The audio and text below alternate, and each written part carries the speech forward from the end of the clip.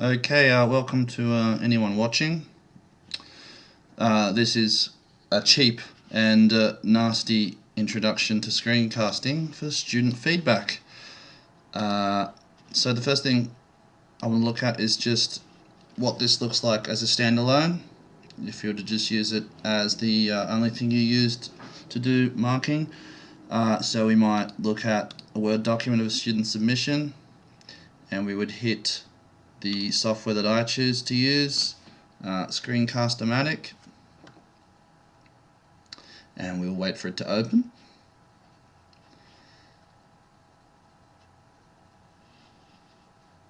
And I'm going to hit record.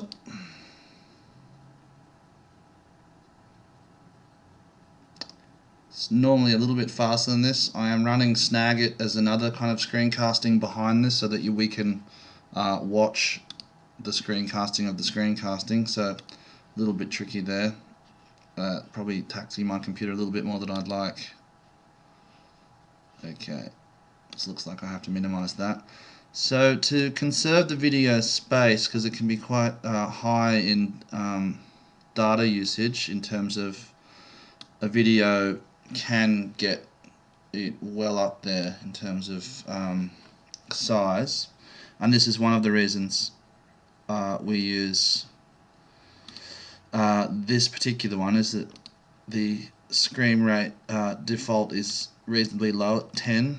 Some of the other ones are running at 5, so let's just have a look at what we would do with it. We'd just hit record and we'd say hello, student name, whoever that might be, and we'd get in there and start looking at their essay. You know, wouldn't place too much importance on the spelling errors, I'm sure, and just get in there and do whatever we wanted to highlight, whatever we wanted to talk about. Perhaps get in there and edit, you know, or if we had a problem with something, we might go up there and make the text red, whatever we want to do to give them feedback. So I'm not going to actually go into what you would do. I think it's fairly self-explanatory. You can highlight, get in there and type, as I have. I've typed high. Now the limitation of using downloading students' work with Word is that you have all of that downloading, and then if you do anything that you want them to see permanently after they've finished the video, perhaps you underline something and say, look, I think you need to do something here, and you know, make that a different color because you want them to edit that later. You're going to need to save that file, give it a new name, upload it, and make it available to them as well as the video. So a small limitation which applies to any kind of marking that we do with soft copy stuff. So let's go have a look back at our. I'm gonna close that so we can see the screen a bit better. Goodbye. So that's what it looks like as a standalone. Let's have a look at how Google Drive adds a fair bit of functionality and some more possibilities to that.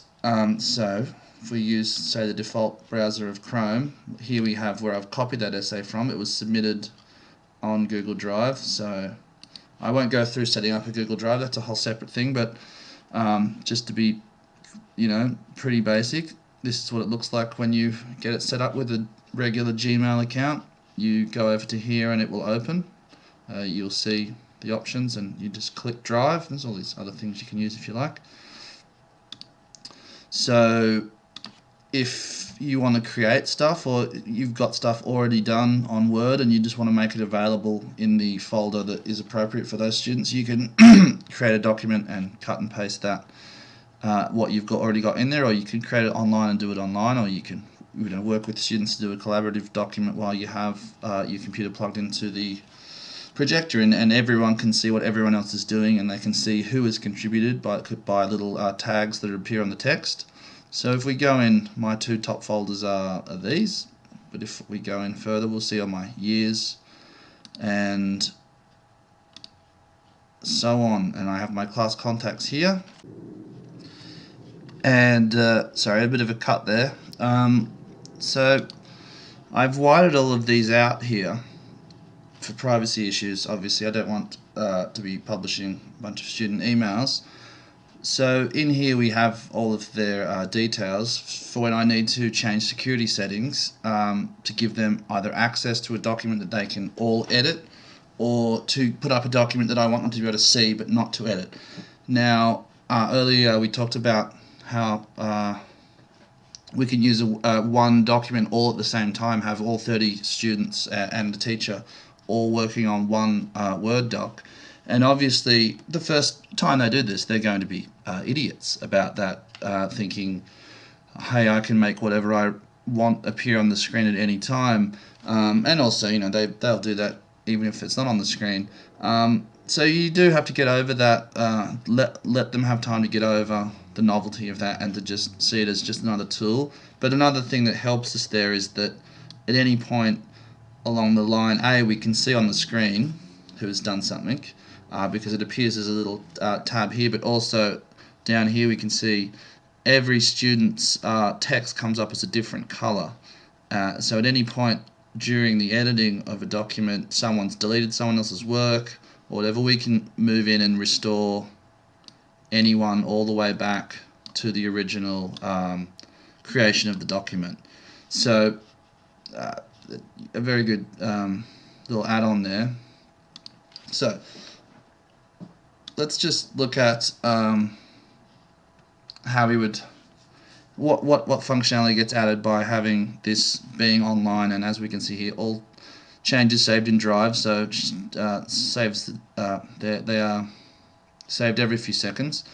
So if we go in now and start editing stuff, making things different colors, because we want, you know, you can set up a mark scheme that says red means you know, I want you to change this, that's incorrect, and orange might mean caution, I've changed this for you.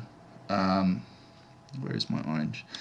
I've changed this for you, I've edited this for you, and now I want you to look at the other times that I've put this in orange and perhaps edit that along the lines in the way I've edited it. Now again, we're not going to spend a whole lot of time talking about how to give feedback, but the point is you can see you can give extremely in-depth feedback and talk your student through everything that you're doing, rather than leave you know, kind of madly jotted red pen.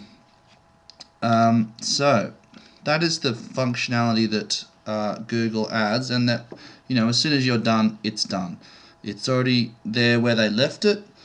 So the next thing we need to look at is how to make the video available to them. So what do I click? Where do I store the video?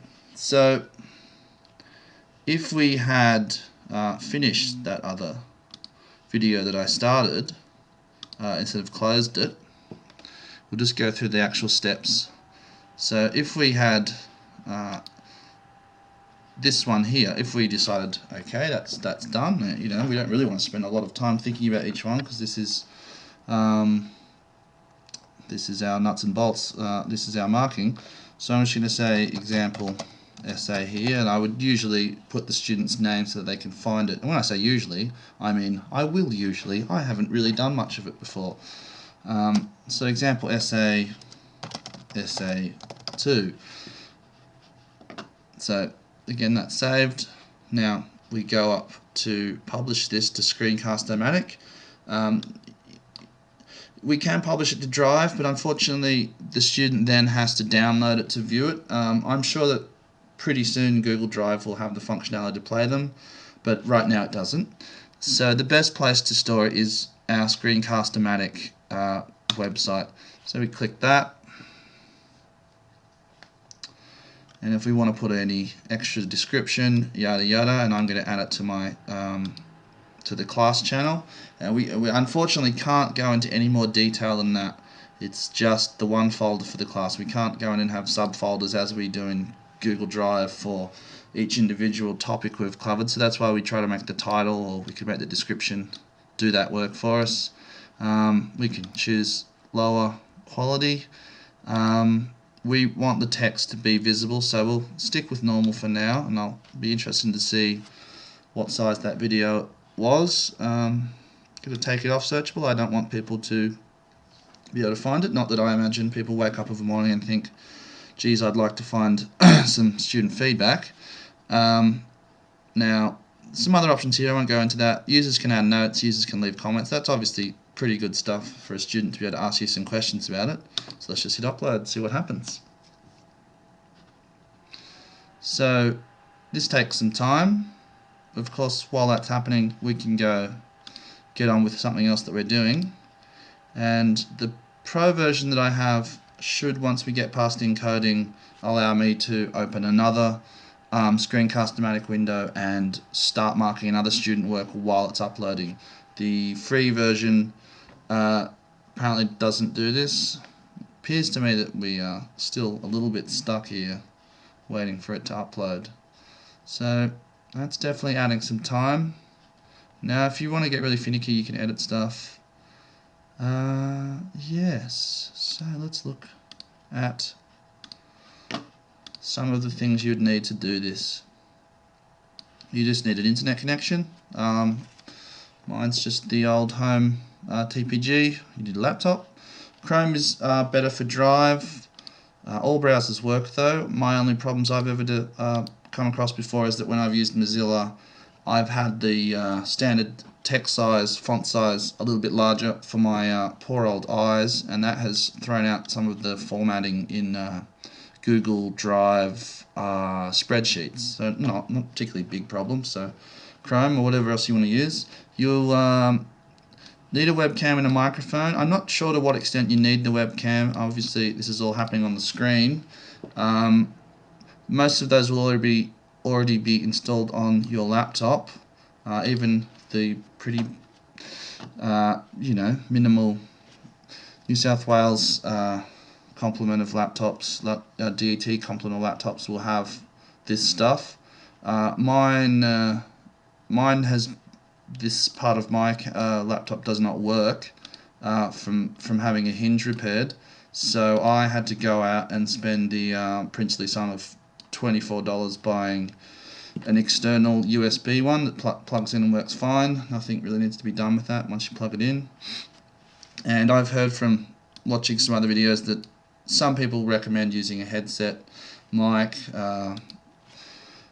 You're not going to get the dog barking next door that way, which is a good thing. I do have to close my window for the dog barking. Yes, and so this was recorded with that $24 Logitech USB cam and mic combo. So it's not a big cost to get involved to try it. Now the software itself, Screencast-O-Matic, is what I would recommend. It's $15 a year for Pro Access. So that gives you online storage, and it allows you to shoot videos for as long as you like, whereas the free version has a max of 15 minutes. So there's probably some extra little things you can do with the Pro version as well. And for $15 a year, I think it's $30 for 3 years. It's a very small investment. So you're looking at a total outlay. If something, if you need an external mic, you're looking at a total outlay of yes, less than $40.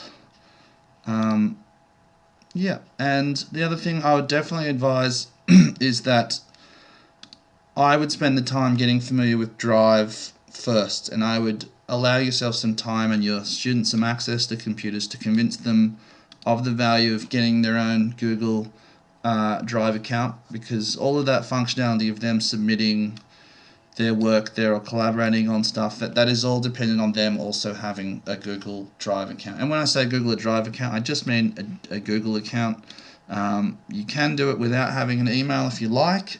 It's probably more fuss than it's worth. And as soon as you sign up for that Gmail, you have Drive and access to anything else on Google, even your own YouTube channel if you like. So there's not really much more to say. Hopefully we can see the use of this as not kind of just a novelty, but a way to provide a lot more in-depth feedback. And yeah, so let's leave it there.